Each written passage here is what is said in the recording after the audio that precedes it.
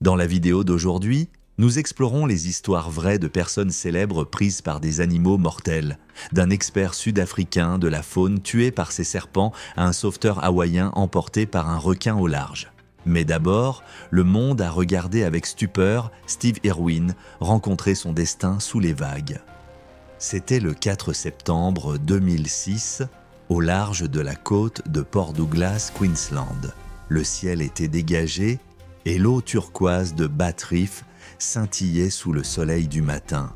À bord du petit navire de recherche, Croc One, une équipe de tournage se préparait à filmer des segments pour un documentaire océanique intitulé Ocean's Deadliest. Le projet visait à explorer certaines des créatures marines les plus dangereuses trouvées dans les eaux australiennes.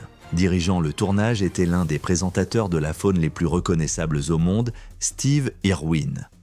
Steve Irwin avait 44 ans, connu mondialement comme le chasseur de crocodiles.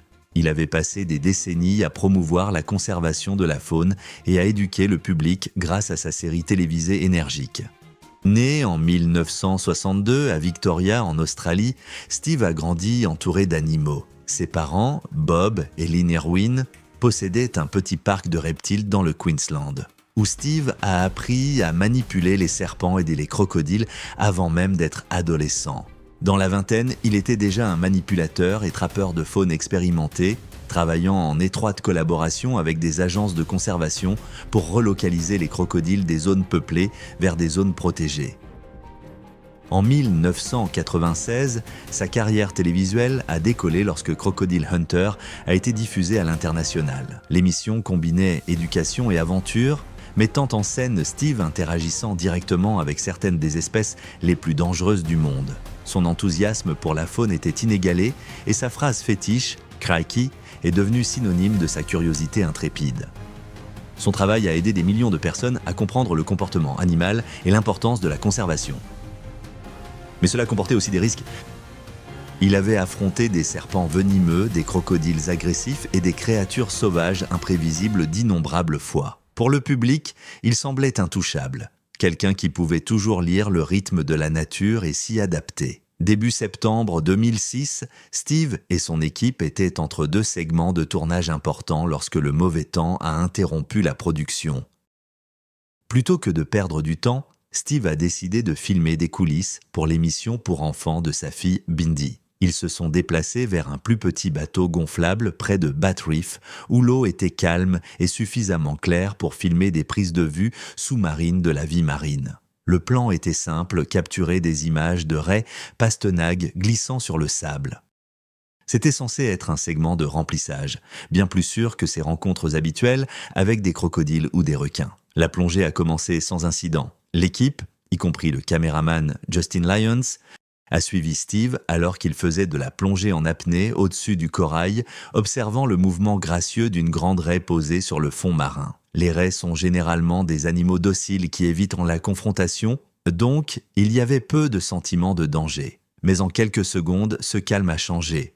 Alors que Steve s'approchait, la raie a réagi soudainement.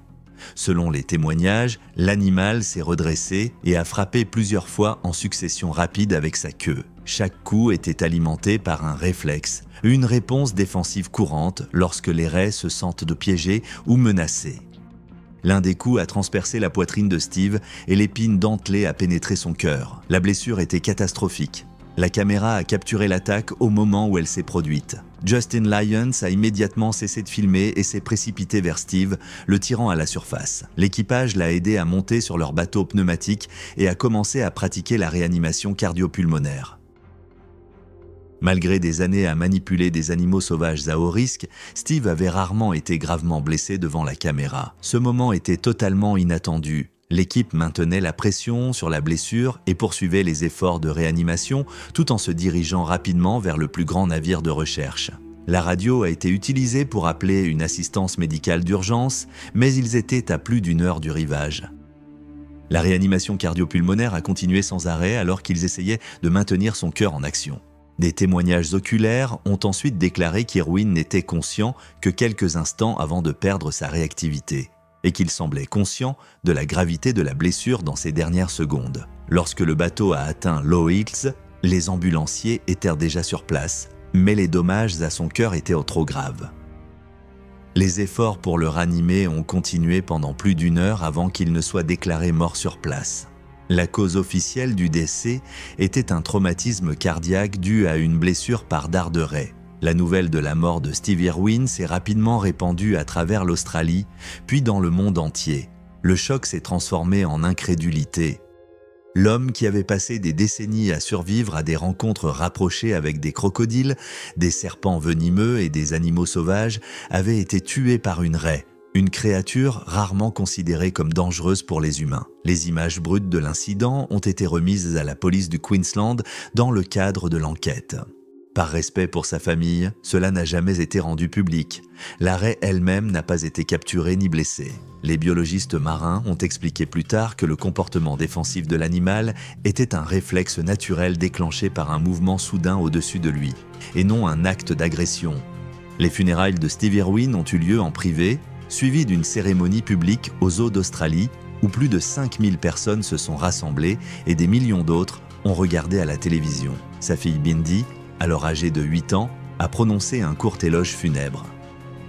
Des hommages sont arrivés du monde entier. Les drapeaux en Australie ont été mis en berne et les visiteurs ont rempli le zoo de fleurs et de lettres. La famille a refusé des funérailles nationales et l'a enterré sur le terrain du zoo.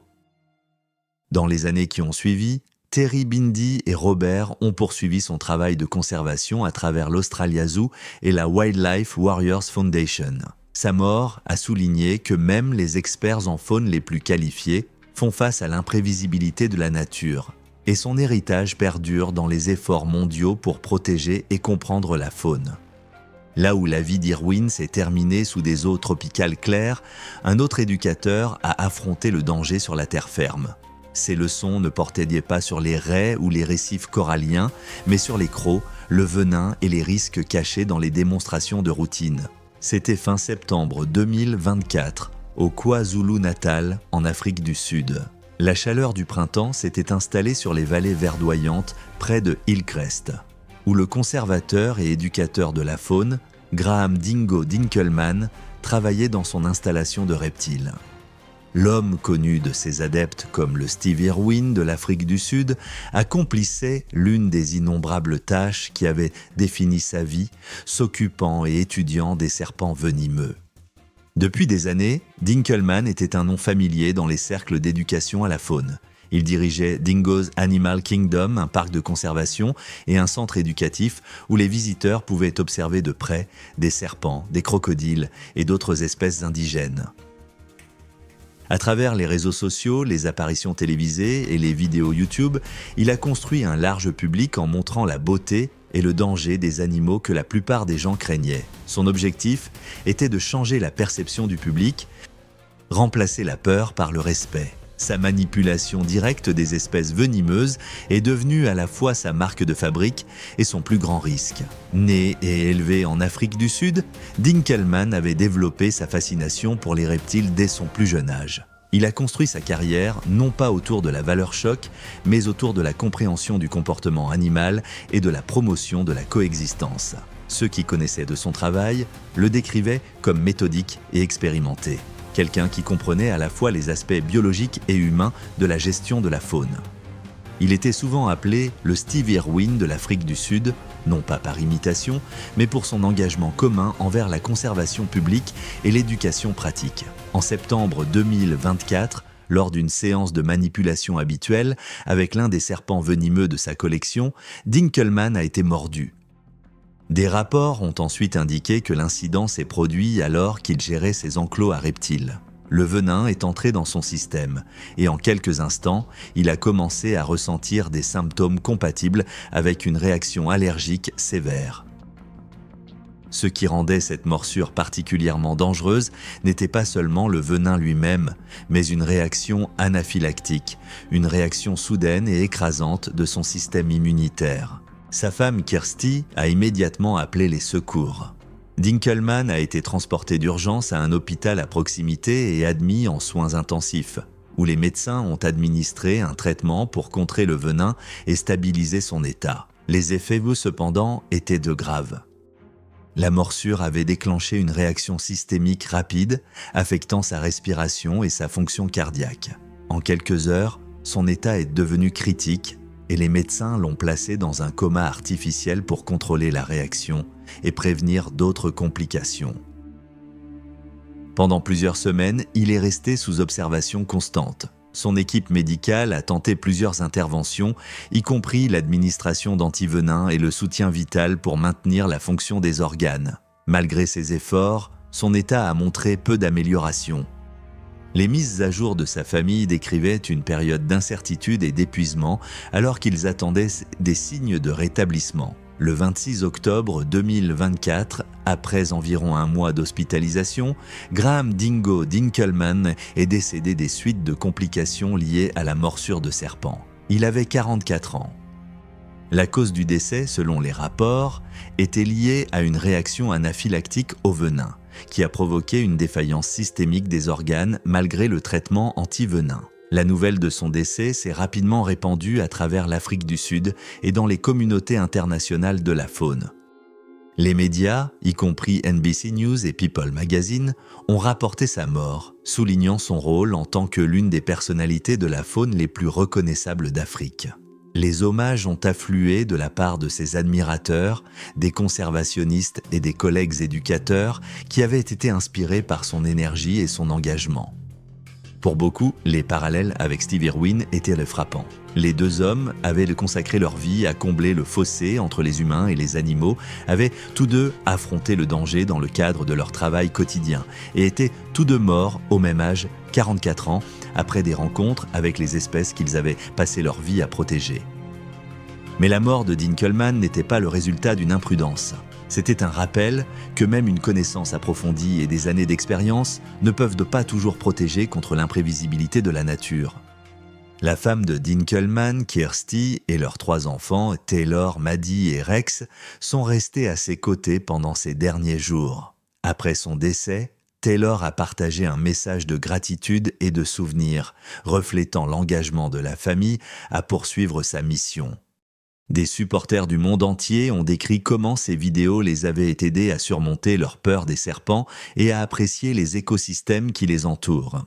Tout au long de sa carrière, Dinkelman a travaillé à promouvoir la gestion responsable de la faune et la conservation. Il a dirigé des programmes de sensibilisation à travers les zones rurales d'Afrique du Sud, enseignant aux habitants que la plupart des rencontres avec des serpents pouvaient se terminer en toute sécurité sans tuer les animaux. Il a collaboré avec des écoles et les autorités locales pour enseigner l'identification, les premiers secours en cas de morsure et la protection des habitats. Son contenu en ligne, visionné par des millions de personnes, combinait des démonstrations avec des leçons simples sur le respect de la nature. Après sa mort, des hommages ont afflué sur les réseaux sociaux et dans les cercles de conservation. L'équipe de Dingo's Animal Kingdom a promis de poursuivre son travail éducatif, tandis que les organisations de la faune en Afrique du Sud ont reconnu sa contribution durable à la sensibilisation du public aux espèces indigènes. Son message selon lequel les serpents n'étaient pas des monstres mais des éléments vitaux de l'écosystème avait transformé les attitudes du public dans toute la région. Les experts ont également réfléchi aux dangers de l'éducation à la faune, notant que même avec la formation, l'accès à l'antivenin et la planification de la sécurité, des réactions allergiques sévères, comme celles dont a souffert Dinkelman, restent imprévisibles. Sa mort est devenue un rappel brutal des risques associés au travail étroitement avec des animaux sauvages. Fin octobre, des visiteurs se sont rassemblés dans son établissement à KwaZulu-Natal pour lui rendre hommage, laissant des fleurs et des lettres devant les enclos dont il s'occupait autrefois. Sa famille a continué à gérer le Dingo's Animal Kingdom, assurant que sa mission perdure, rappelant que le respect de la nature exige à la fois courage et humilité. L'avertissement de Dinkelman venait de derrière le verre et les écailles, mais en Afrique du Sud, la menace se tenait sur 4 pattes et regardait à travers les fenêtres ouvertes. Une photographie prise au mauvais moment prouverait que ce sont les instincts, et non les clôtures, qui décident de la frontière. C'était le 1er juin 2015 au parc de Lyon, privé dans la province de Gauteng, en Afrique du Sud, au nord de Johannesburg. L'air d'hiver était clair et sec et les véhicules se déplaçaient lentement à travers les enclos du parc en drive-thru. Les visiteurs étaient instruits de rester à l'intérieur de leur voiture en tout temps, fenêtres fermées, tandis que les lions erraient librement parmi les routes de gravier et les parcelles d'herbe. À l'intérieur de l'un de ces véhicules se trouvait Catherine Chappell, âgée de 29 ans, artiste en effets visuels de New York.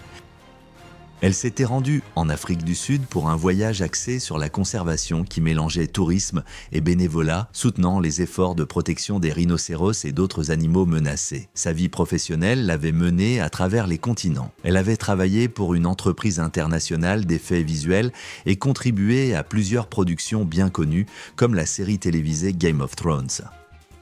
En dehors du studio, elle consacrait du temps et de l'argent au groupe de sauvetage d'animaux et de lutte contre le braconnage. Cet après-midi-là, Catherine a réservé une visite guidée à travers le parc des lions au nord de Johannesburg, une attraction populaire où les visiteurs observent les lions depuis la sécurité de leur voiture. Elle était accompagnée par un guide local qui conduisait le véhicule à travers les zones restreintes du parc.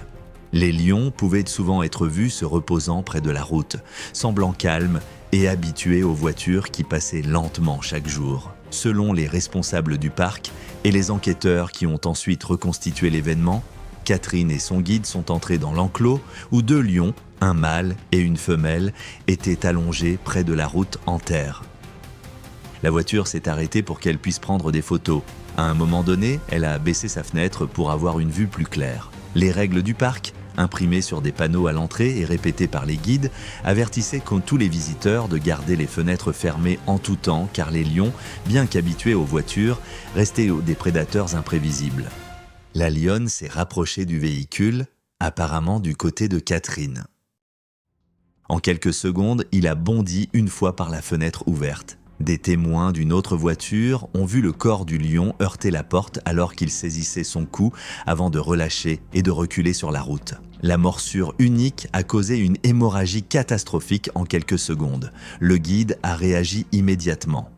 Il a accéléré pour s'éloigner du lion et a essayé d'arrêter l'hémorragie pendant qu'ils appelaient à l'aide. La blessure, cependant, était grave et lui aussi a été blessé pendant la lutte. D'autres membres du personnel du parc se sont précipités sur les lieux. Les secours ont été alertés et la zone ayant été fermée aux visiteurs.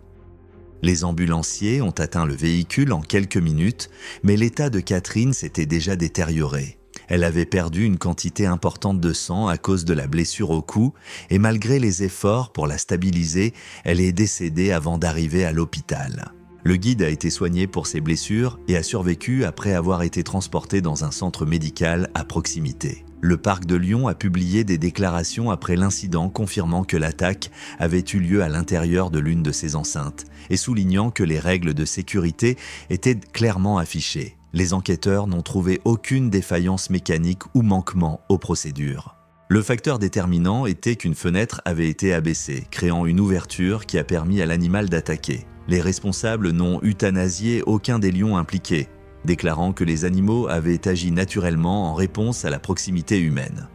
La nouvelle de la mort de Catherine Chappell s'est rapidement répandue en Afrique du Sud et aux États-Unis. En quelques heures, les grands médias ont rapporté l'histoire, décrivant son expérience en effets visuels et son travail sur des productions mondialement connues. Des collègues de l'industrie cinématographique et des amis des réseaux de conservation ont exprimé leur choc face à la perte de quelqu'un connu pour son professionnalisme et sa générosité.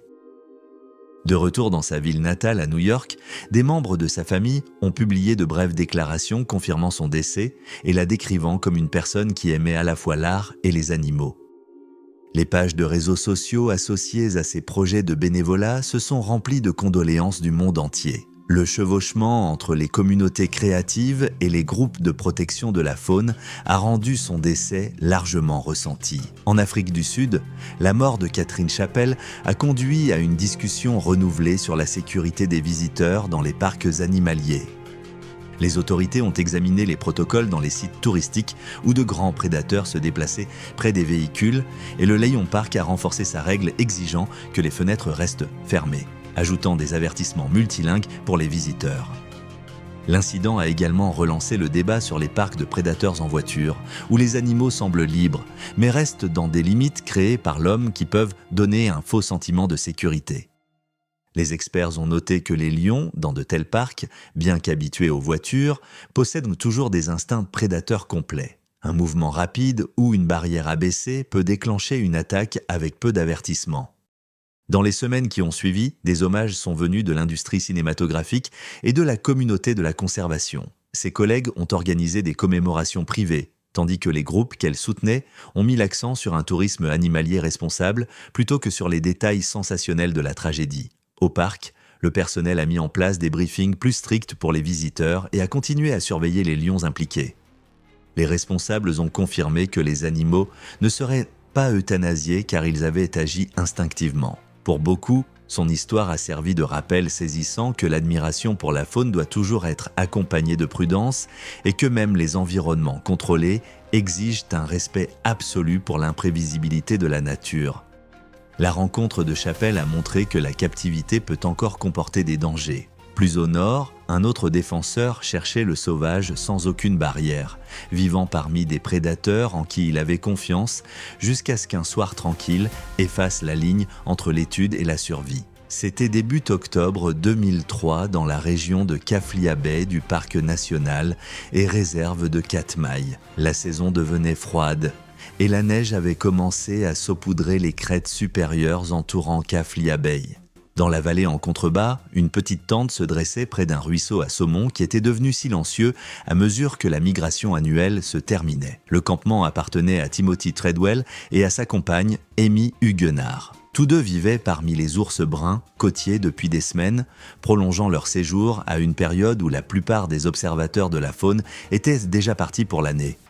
Treadwell avait 46 ans, un naturaliste amateur qui avait passé 13 étés consécutifs à Katmai à filmer et étudier les ours. Au fil des ans, il avait acquis une réputation à la fois de passionné de conservation et de figure controversée. Il croyait que le contact rapproché avec les ours aiderait les gens à les comprendre et à les protéger, et ces images étaient utilisées dans des documentaires et des programmes éducatifs.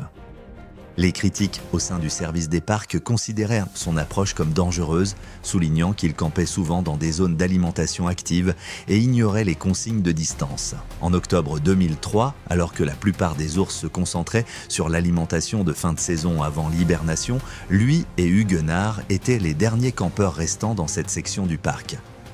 À la fin septembre, le temps le long de la côte de l'Alaska avait changé. Les sources de nourriture diminuaient et de nombreux ours s'étaient déjà déplacés vers l'intérieur des terres. Le camp du couple était installé à environ 1 mile à l'intérieur des terres de la baie de Khaflia, près de l'embouchure du lac Khaflia. Ils utilisaient une petite tente, du matériel de cuisine et une caméra vidéo que Treadwell gardait souvent en marche pour ses journaux sur la faune. Il avait décidé de rester plus longtemps que prévu pour observer le comportement des ours en fin de saison, croyant que sa familiarité avec les animaux les protégerait tous les deux. À un moment donné, entre le 5 et le 6 octobre, un ours ou plusieurs ours sont entrés dans le campement.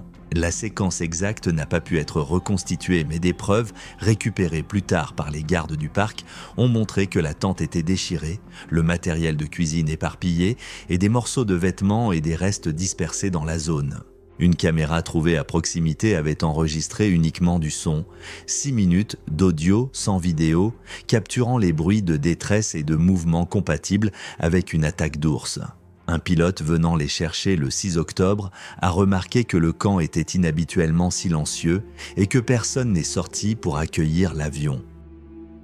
Lorsqu'il a atterri et s'est approché, il a vu un grand ours près du camp et le site en désordre. Il a contacté les gardes forestiers qui sont arrivés en hélicoptère plus tard dans la journée.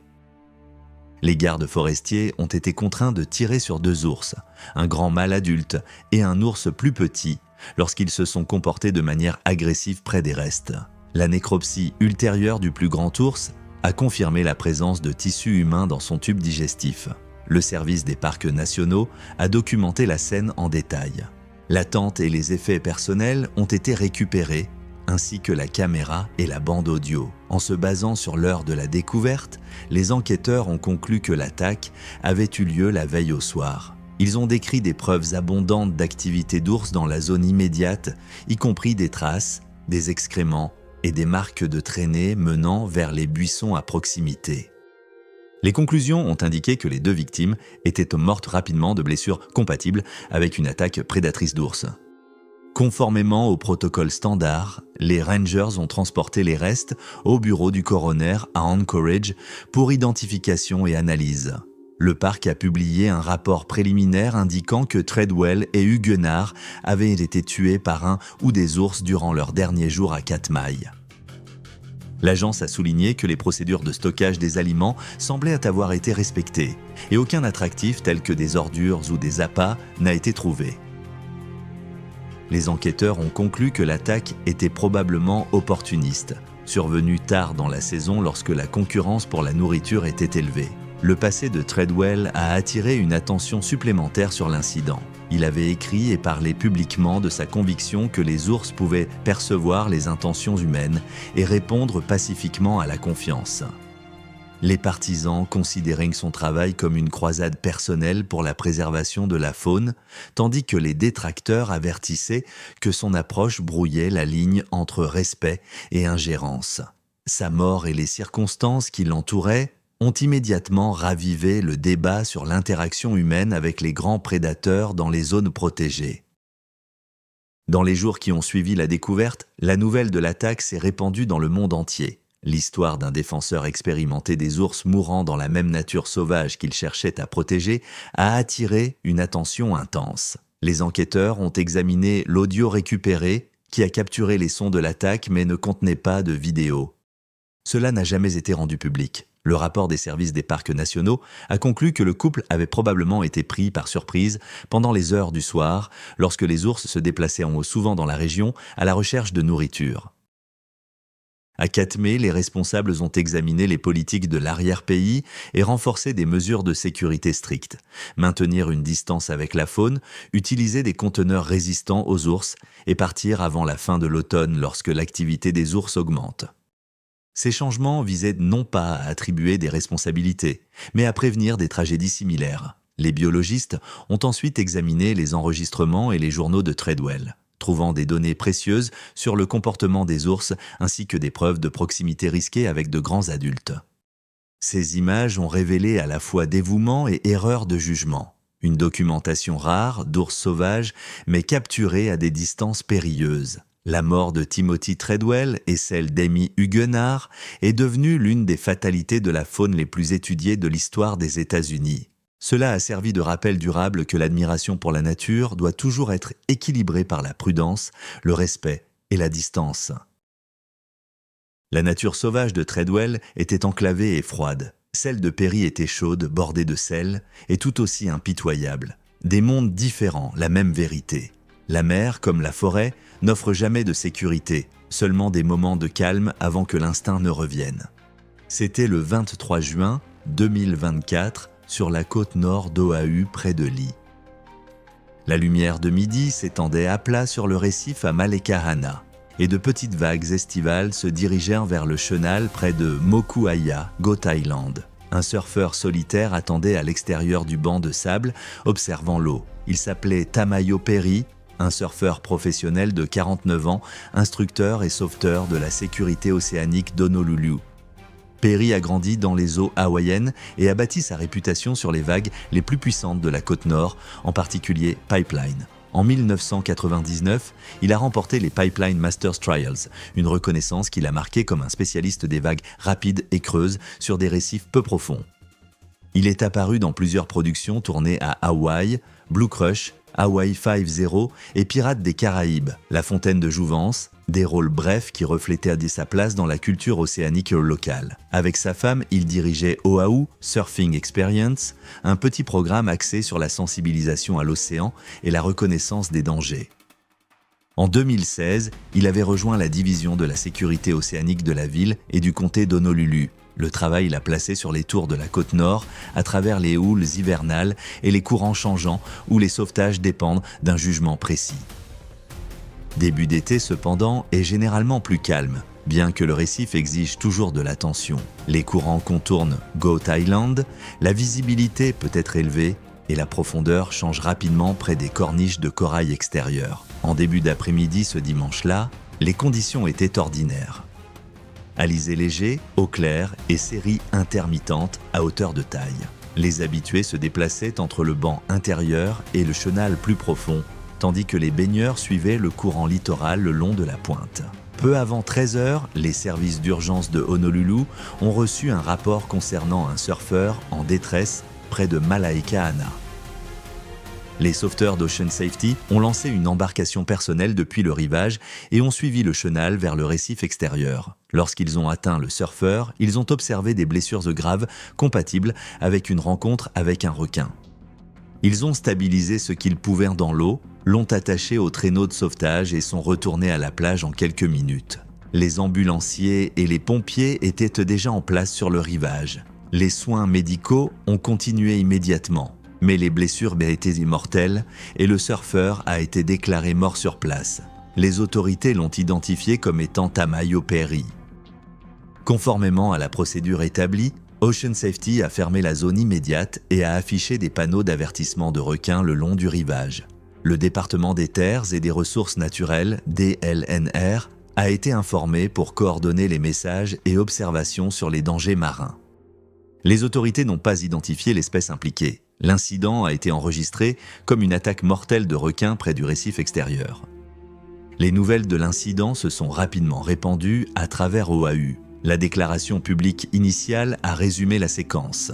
Un appel vers 13 h, intervention des sauveteurs en jet ski, transfert au bord de l'eau vers les services médicaux d'urgence et un décès confirmé. Les autorités ont précisé que Perry était en congé et surfait librement.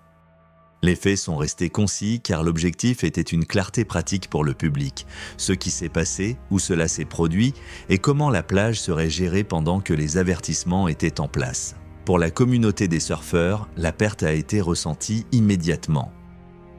Le rôle de Perry à Pipeline avait longtemps été un point de référence pour l'engagement et le contrôle, et son travail de sauveteur traduisait ses traits en prévention et sauvetage. De nombreux élèves de ses cours l'avaient retrouvé à North Shore Towers, où il répétait les bases, identifiait les dangers, respectait le line-up et s'adaptait aux conditions changeantes.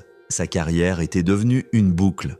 Athlète, instructeur, secouriste, lié au même récif qu'il étudiait quotidiennement. La disposition de Malaekahana explique à la fois l'attrait et le risque.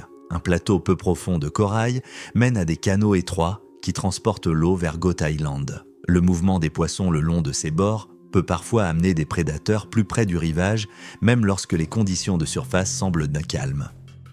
Les surfeurs expérimentés tiennent compte de ces variables, mais ils ne peuvent pas les éliminer. La réponse le 23 juin a reflété cette réalité. Rapide, coordonnée et pragmatique.